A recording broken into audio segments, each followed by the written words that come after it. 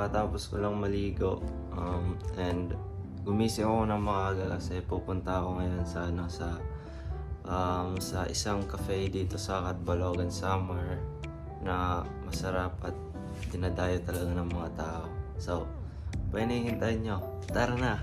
So, ayun guys, palabas na ako dito ng bahay. Naglakad lang ako tsaka sasakay ako ng motor. Tapos dito, hinihintay pa mapuno yung tricycle.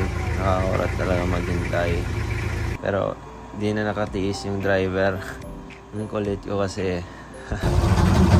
Kaya yan, malapit na ako dyan. Pero sa kalagitnaan ng biyahe ko, nag-message sa akin ng mama ko. Sabi niya, sunduin ko daw siya. Kaya yan, sinundo ko siya, pumunta ako sa school niya. Tapos ayan, nagkita na kami dito. First time namin ulit magkita after 2 months, kaya na-miss ko siya sobra. Tsaka yan, nag-pedicab na lang kami papunta sa aming destinasyon kung saan yung cafe na pupuntahan natin.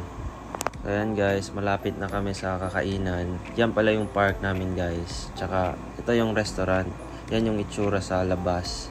Ayan, papasok na kami. So yan ang pangalan guys sa restaurant, Mare y Monte. So ayan guys, napaka-affordable lang ng nila ng pagkain. Tsaka yan yung itsura sa loob ng restaurant nila.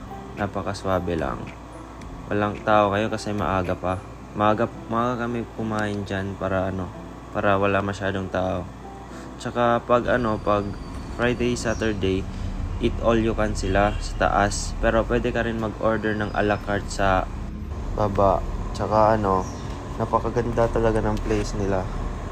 Wala pang tao dyan kaya nakakain kami ng swabe. Napakaganda talaga ng ambience dito guys. Tsaka ayan, dumating na yung order namin. Yung in-order ni mami ay yung salad, yung ewan ko, basta salad yan. Yung sa akin, carbonara.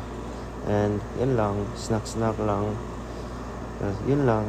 Thank you guys.